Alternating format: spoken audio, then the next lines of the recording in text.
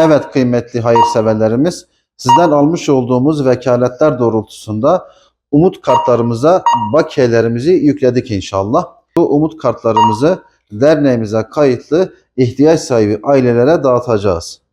Onlar da bu umut kartlarımızla derneğimize, yani daha doğrusu sosyal marketimize gelerek sosyal marketimizden ihtiyaçları neyse onu tedarik edebilecekler. Malum Ramazan'a son bir gün kaldı. Biz de bu Ramazan hazırlıklarına başladık. Kıymetli hayırseverlerimizden daha çok destek bekliyoruz. Derneğimize kayıtlı ailelerimize ulaşabilmek için siz kıymetli hayırseverlerimizin desteklerini bekliyoruz. Rabbim şimdiden yapacağınız yardımları dergah-ı izzetinde kabul ve makbul buyursun inşallah. Ablacığım, umut kartlarımıza bakiyelerimizi yükledik. Sosyal marketimize gelip bununla istediğiniz gibi, gönlünüzün istediği gibi alışveriş yapabilirsiniz. Allah razı olsun. Allah'a emanet olun ablacığım.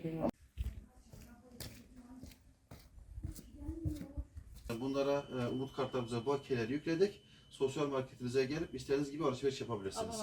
Allah'a emanet olun ablacığım.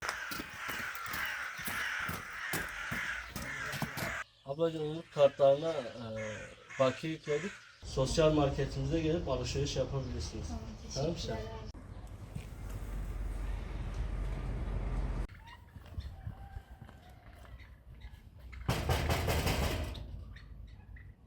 Umut kartlarına bakiye yüklemiş.